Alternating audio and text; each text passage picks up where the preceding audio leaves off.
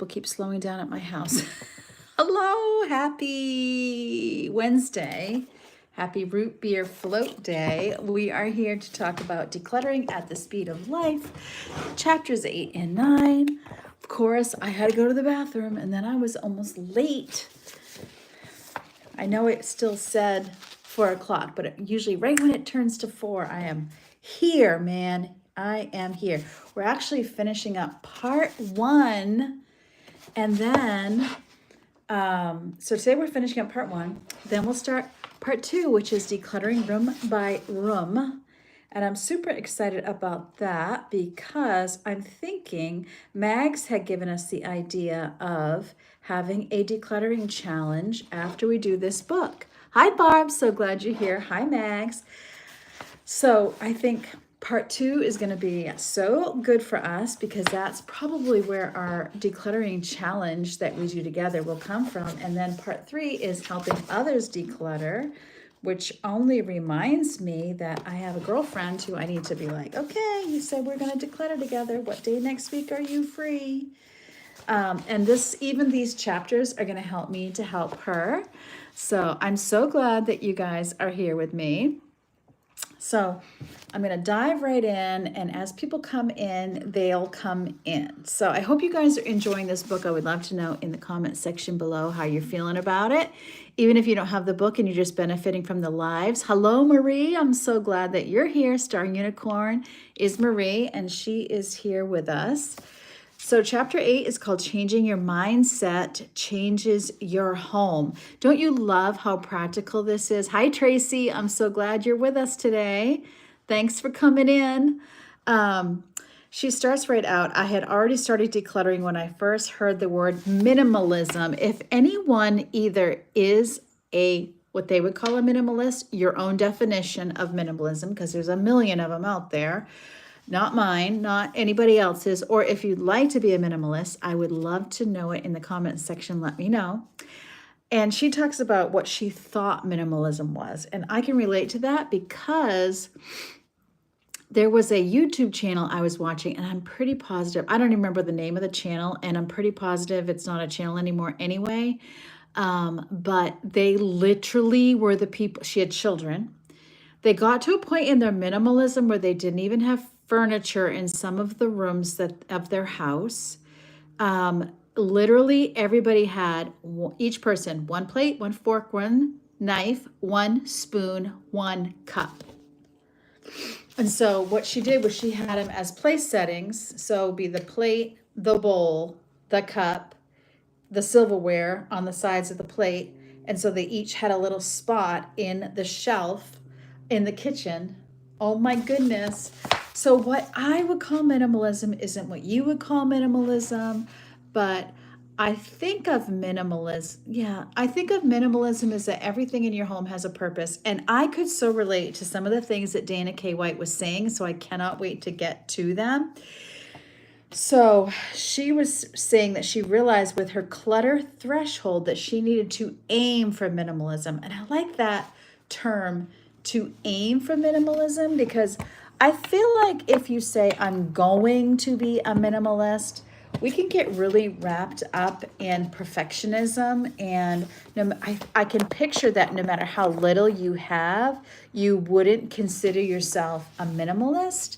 And so I like that terminology. I'm going to aim for minimalism, and I'm going to settle for comfortable living and decluttering for the rest of my life, because that's what's going to happen when you live in a rich country. And even if you're not rich, even if you struggle paycheck to paycheck, in fact, I think people who struggle can tend to have more things in their house because they're so scared they're going to need it again someday, or they're buying for a future need. I might need this someday.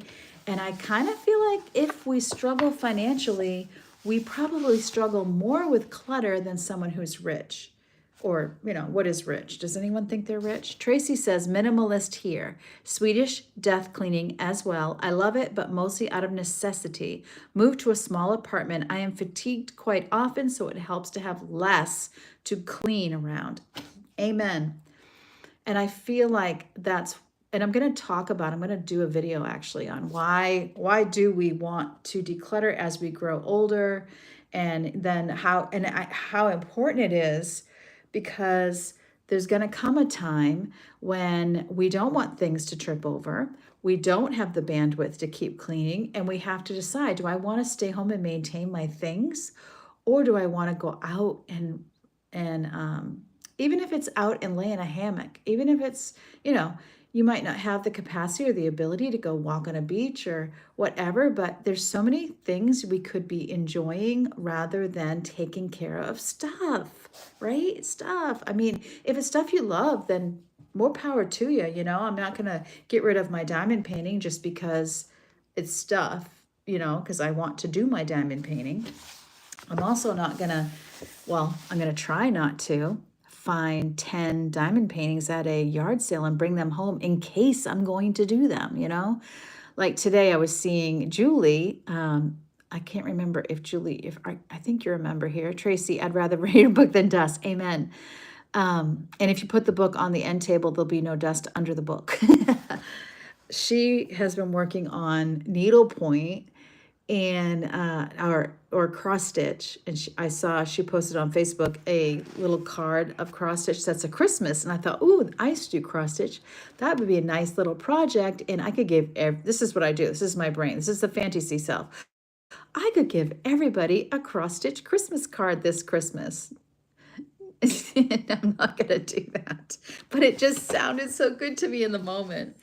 She says I'm 47. Honestly, what about those who are just now seeing the beauty of, okay. So it's one thing to be, she's saying one thing to be somebody who you were always a minimalist. And so you never let a high inventory into the home. She says, but honestly, what about those of us who are just now seeing the beauty of minimalist lifestyle and longing to live without the encumbrance of stuff, but can't even imagine how we'll go about getting rid of everything we maniacally collected before we learned that minimalism was a thing, much less an attractive thing.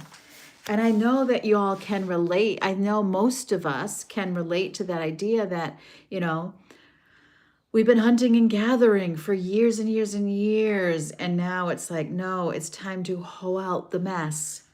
On page 48, she talked about the couple that were minimalists, and she bought them a dining table. And she was saying that they were really the type of person who would rather go without until they found that one perfect item, and then they would go out and get the one perfect item, the table they really wanted, and then if they were to find one that suited the new phase of life, they would get rid of the first one and get a new one. And she was pretty shocked when they got rid of the table that she got for them. And she's saying, and that the wisdom of the way they were living is that getting rid of things is a hassle, and getting rid of big things is a big hassle. Yeah, we're going through that now because we have a refrigerator and a freezer in the basement. I need to get rid of them, and I need to find somebody who wants them, who will help my husband get them out of my basement. Marie says, have let a lot go in the past few months, only keeping stuff for the realistic me. I love that, the realistic me. And then if you find out later the certain thing you kept isn't realistic, then you can easily get rid of it. On page 49 in the middle, bringing useful things into the house is fun, and using them is satisfying. Bringing random things into the house is also fun. But when there's no use for them, they're not fun. They're in the way, and they make living in the house unfun. Having to get rid of things, especially bulky, heavy things, is the complete opposite of fun. So if there were some things that I'm reminding you of that really struck you in the chapters, even if it's not what I'm speaking of in the moment, I hope you'll put them in the comments. I'm definitely going to interrupt myself to read them. I think I don't think we'll lose our focus by that. I think it helps everyone. So if there's something that really struck you, I would love for you to put it in the comments. And when we're all done with this book, I will be making it public. So even those in the future who will watch this, I hope they'll comment in the comments section. And I know others will go back and read those comments. So she had friends who had the example of how minimalism showed her how minimalism works in real life. So if you're far away from the minimal home, this book is going to help you to get to either be the minimalist you always wanted to be or to be more minimal than you are right now. You don't have to be a minimalist. Okay. She says, what ifs become less, assume probably nots. Yes, so when we're becoming a minimalist or more minimal, then what if I need this someday is going to be a probably not. And especially if you can replace it easily for not too expensive and not too long, right? The 2020 rule, if you can replace it for less than $20 or $20 or less and within 20 days, get rid of it. She says, mindset is what it is, a change in perspective, a difference in my ultimate goal for my home, a desire to have less stress by having less stuff. But decluttering with this mindset is actually about keeping stuff. The definition of decluttering, page 50 at the top, is getting rid of things I don't need, but the point of decluttering is actually to keep stuff. Love this. So many times I fought the irrational desire for my home to burn to the ground. I've even said words similar. I don't know if I've ever said them on camera, but I've definitely said that I fought the irrational desire for my home to burn down to the ground along with every non-living thing in it. Right? And to just start over. Honestly, if I were rich, I would love to just tell everybody, hey, let's get rid of everything. I want you to really think about what you want and make a list and we'll go buy it. Wouldn't that be fun? It'd be so fun. But it would feel so good. But it's kind of like budgeting, right? If you don't have enough money for your bills and someone were to give you $500,000, right? You got to pay off your bills. If you don't cure the problem of how that ended up in your home in the first place, it would just happen again.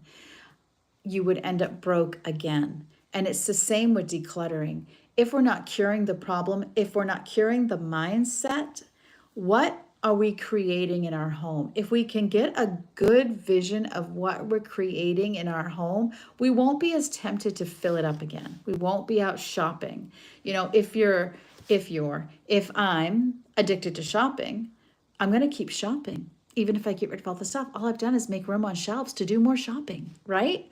So I try to really think hard. Like right now, I have face cloths in my home that are ragged, but I have some white ones I didn't want to use because my laundry will ruin them. But I bought them thinking I would use them to stage the house and didn't end up using them to stage the house. So I'm going to get rid of the ragged ones, put the white ones in there. When the white ones are yucky, then I'll buy new ones and get rid of the white ones and put the new ones in. So it's just trying to really weigh everything I buy and not just to randomly buy. Being completely overwhelmed made me feel the only option was for it all to go. And I can so relate to that. Would love to know if you can relate to that. Getting started was hard because of the sheer volume of work that would be required. Isn't it, sometimes if you have a big mess, then like I did in my basement, it's like, oh, why even start? Honestly, if it wasn't for the fact that I was trying to be involved in a challenge that my channel was so very tiny at the time. And I was being involved in different collabs so that other people's audiences could be introduced to me, hoping that they would like me and stay. And so Michelle was like, this is the collab and it's decluttering. And so then I went down to that spot that was so overwhelming because I did some decluttering of like sheets and different things I remember. And then when the numbers were getting bigger, because it was whatever date it was, you got rid of that many items. Once I got to like the 20s, maybe even in the teens, I'm like, let's go to the basement because I know I got stuff in the basement. That's what brought me down there. I would have never taken it on. Starting from nothing wasn't an option, she said, which made starting much harder to consider. I have a family, we need things. We definitely don't need as many things as we had, but we need things, pots to boil in, clothes to wear, chairs to sit in, and a few things to entertain us. And when I had the chairs and the rocking chair in my bedroom, and people on my channel were saying, that's crowding your bedroom. I was like, yeah, but I want to sit up here. You know what? You know how many days I have missed having that rocking chair in my room? 0 days. Did I sit in it? Yeah, a few times. Did I like having the little fold out chair? I was just thinking today when the grandkids come, it was great to have the chair. It folds out, put the mattress on top, and then they sleep on it. But there's young children. I mean, they're going to be just as comfortable with a mattress on the floor. I actually don't need that. I need to talk to my husband about it because I'm like, right now we're talking about the electric piano in the basement. He likes to play it once in a while. Once in a while. Will he miss it if it's gone? If we move to a certain house, it won't fit. So that's kind of what we're talking about. No, I'm not going to make him get rid of something he wants, obviously. We got these 2 blue chairs. We've been talking about these blue chairs for years, and they're finally going to go. Hopefully tomorrow. I'm like, I need to film you putting them in the car because he goes into the office tomorrow.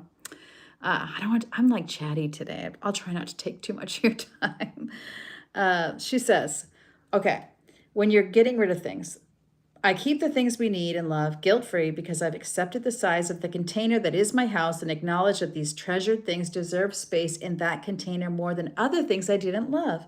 Something beautiful happens. The things I love have room to breathe, and this lets me breathe as well. The things I love are now visible. The things I love are now findable. Oh my goodness, findable. Hello? A to the men, like that paperwork that we've keys, I mean, your pocketbook. Now, not crowded out by a mass of stuff I don't even care about. So the point of decluttering this was key. This got a star. The point of decluttering isn't to get rid of things you want to keep. It's to identify those things and make space to enjoy those things that you want. Identify the things, get rid of things so you can identify what you want to keep.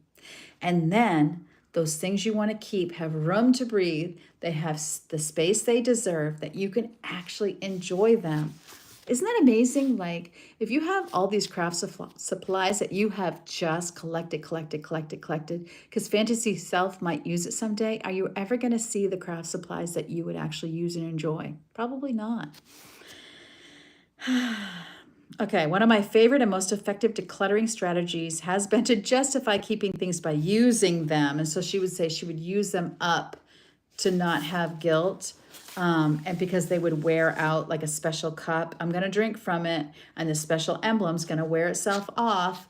Or maybe the lip of it isn't comfortable on my mouth and I'd rather use another cup. And so if I force myself to use it over time, I have to realize I actually don't want to use this. I think many people that bought Stanley cups, no offense to Stanley cups, have realized, I don't know that I want a water bottle this big. Like if you buy one of those big honking things, I bought one of those ones almost there where you put the whole day's worth of water in it. Honestly, if I saw a jug that big, I already felt defeated and there was no way I was going to be able to drink all that. And I finally got rid of them. And in fact, I bought either 2 or 3 of them because, of course, my daughters were like, oh, I want one of those. Did they drink those waters? No, they didn't drink those waters. And we ended up just getting rid of them. I always tell myself when I feel guilty about the money I spent because now I'm getting rid of it, I'll say, well, if we'd have gone out to eat, we would have paid more than whatever this cost. We would have ate it, it would be gone, and that money would be gone too. So just pretend you went out to eat and get rid of the cups. You know what I mean? Like the money is already gone. You've already done it. She said that about the cup, with the monogram or emblem on it. I couldn't part with that cup when I pulled it out of a box of memories, but it was the first to go when I declutter the cabinet where it sits ignored in favor of better cups. And somehow, even if an item turns out to be extremely useful, I'm so much more willing to get rid of it once it's used up. So use what you have. It's like that special china of grandma's. And honestly, before you use it, get yourself a lead test from Amazon. Real easy. You just run it under water to let it get wet, and you rub it on the thing, and it's going to turn a certain color if it's lead positive. Just saying, mine turned out to be lead positive. Once the design has been rubbed away or the fabric is threadbare, I feel a sense of completion, a job well done. So that is a way to approach these things. But what about potential usefulness, about stuff that could be used if I fixed it, if I ordered the missing part off the internet, if I cleaned it, painted it, oh my goodness. And then you watch who hasn't brought an old piece of furniture saying, I'm going to restore this. I have, and I know some people do in a beautiful job. In fact, I have an end table, a bedside table. We use it as that what my grandfather restored, and he just did beautiful work. My fantasy self has brought home furniture I was going to restore, and I realized I suck at it. I'm not good at it. I don't have the patience to sand it to perfection, and you really have to be that person. I've tried the chemicals, I've tried the sander, I've tried all the things, and at the end of the day, I am not that person. And I don't appreciate, there's people who their job was to hit wood furniture with chains and hammers to make it look old, and I'm not the person who appreciates that. I like things to be shiny and new. That's why I have so much glass and mirrored furniture. It's because it still looks new years later. I decided to keep the things I use and let go of the things I didn't actually use. But when I'm not asking myself if something is useful, but telling myself to start using it, I have a choice. I can order a lamp kit and start stringing wire through that old table leg the minute the kit arrives, or I can declutter the old table leg. Because she was saying she can find a use for everything. And if you're that person, it can be hard. I've just left that exact one to a charity shop this week. Oh, that's awesome. Yay, keeping stuff for realistic you. Decluttering is way easier than building table leg lamps. I've also seen those of how you can use different items as a clock and get like or light fixtures. Oh my goodness, what was it? That show Do It on a Dime. Do you remember that? Oh my goodness. Or where they go to flea markets and they do the most amazing things. Oh, it was a big cup. Oh, the big cup. Okay, good. Awesome. Yeah. Oh, the big cup. Yeah, like I was saying. Oh my goodness. Not to mention it doesn't keep stuff cold. So I felt like now I'm drinking old water unless I keep it in the refrigerator when I'm not using it. But then it was so tall. Where am I going to put it in the refrigerator? It was like causing all kinds of problems in my life. Oh man. I suffer from, she says, on page 54, TPAD, time passage awareness disorder.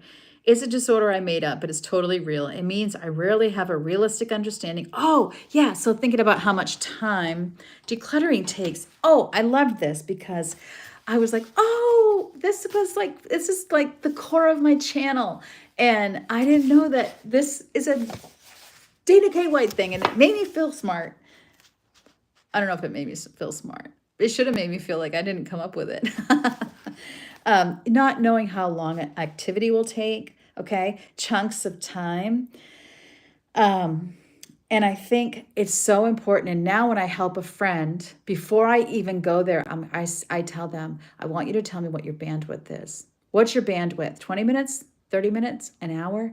Because I'm going to help you by saying if your bandwidth is an hour, I'm staying an hour if I'm going to help you declutter, because I'm not going to sit there and let you burn out, right? That wouldn't be very loving or friendly of me.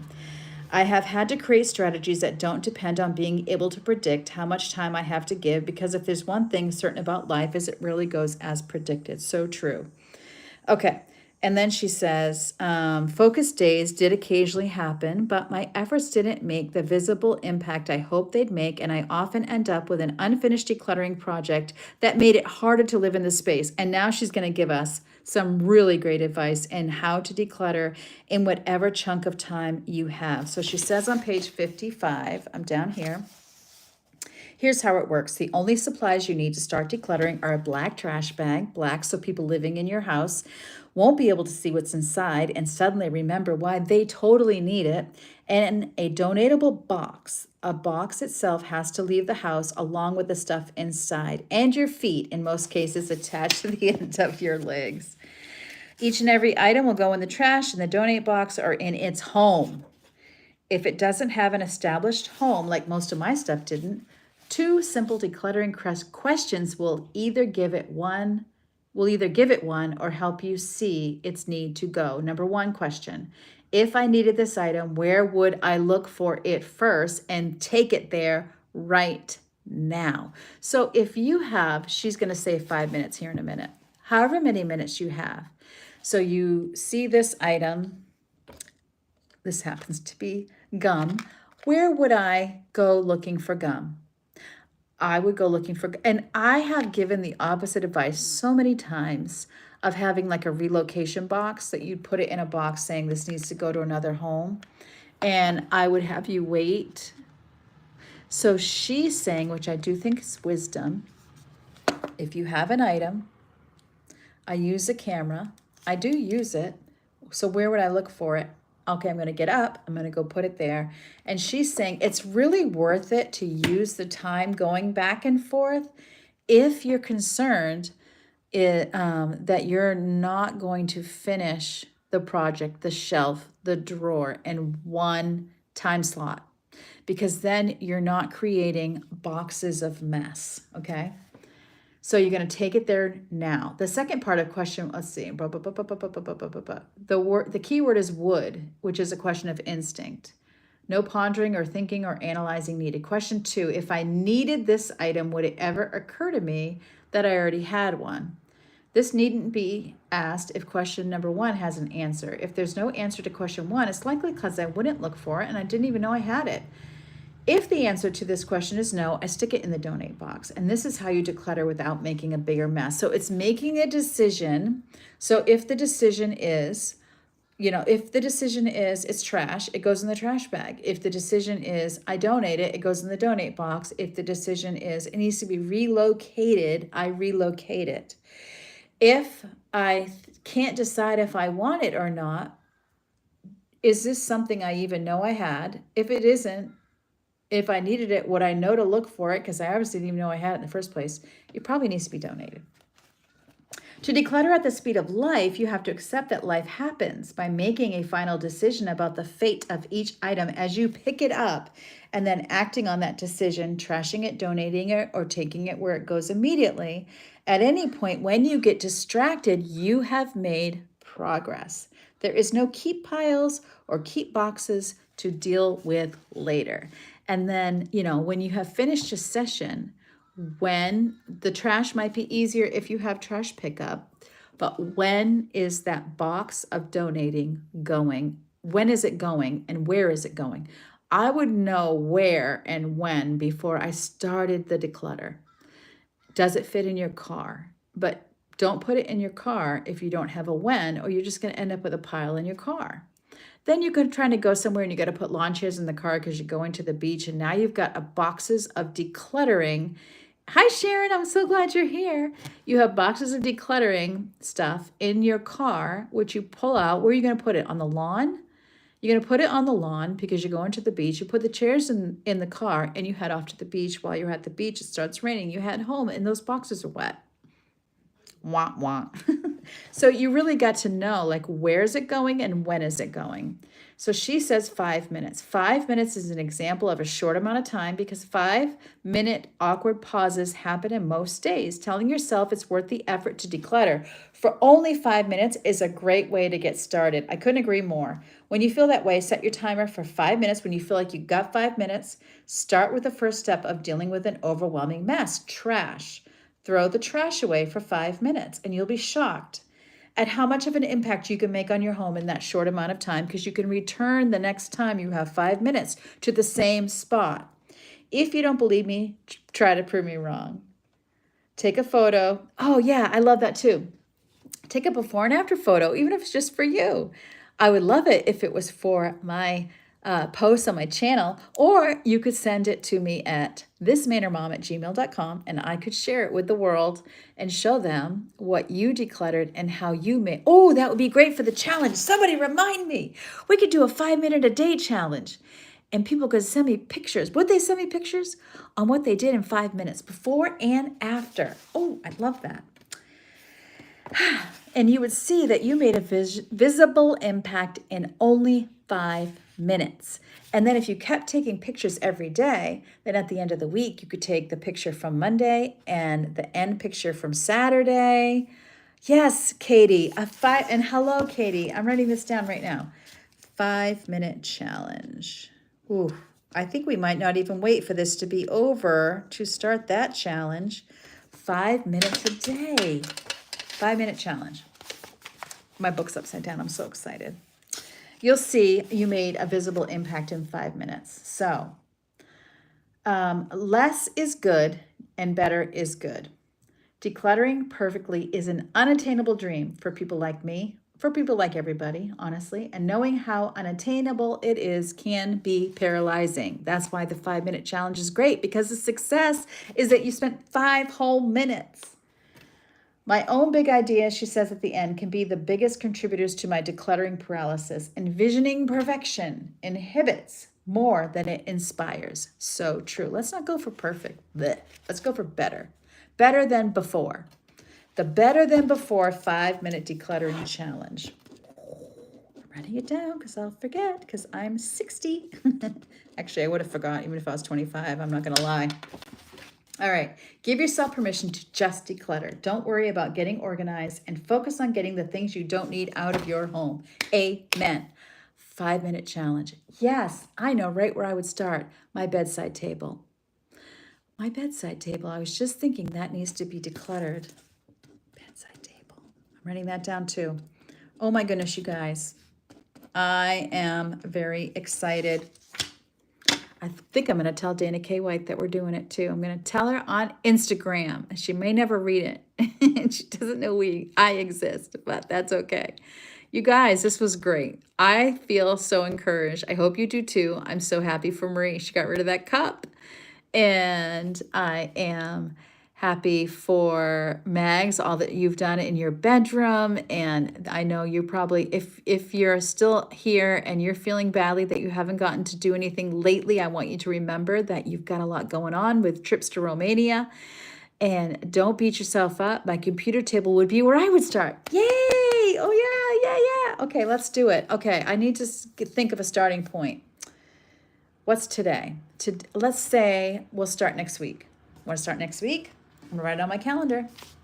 So we're going to start on August 11th, 5-minute decluttering challenge. Okay. And what I'll do is I'll have to do a video on Monday that gets us started. My dining room table, I drop everything there. I love that. And then we'll do a report on maybe Friday or Saturday. I'll have to think about that. Report in, where I would show you my progress, and hopefully I would get some pictures to my email and see your progress. Or you could like put them on Instagram, or if you know me on Facebook, or you could put them on my community posts. There's all kinds of places you can put them, and I'll see them no matter where you go. All right. Yes, next week. I'm excited. Yes, Mags, this is you. This was your original idea, was for us to do a challenge, and it is happening. And it's perfect because we're going to start the how-to chapter. And do I know how long we're going to go with this 5-minute challenge? We'll do it till we're sick of it. Okay? Does that sound good? So it's been 33 minutes and 5, 6, 7 seconds. I love you guys so much. I'll be talking to you tomorrow morning, 9 a.m. Eastern Standard Time. If you're available, if not, come on in, watch the playback. I'll talk about the challenge again tomorrow. I need to announce it on my regular channel because I think we'll do it on the main part of the channel because that just seems so perfect. All right. I love you guys. I'm going to go make dinner now. And remember, God loves you and I love you too. Can't wait to see you tomorrow morning, 9 a.m. Eastern Standard Time. I also have I've got working on some videos for you too. So, all right. Bye.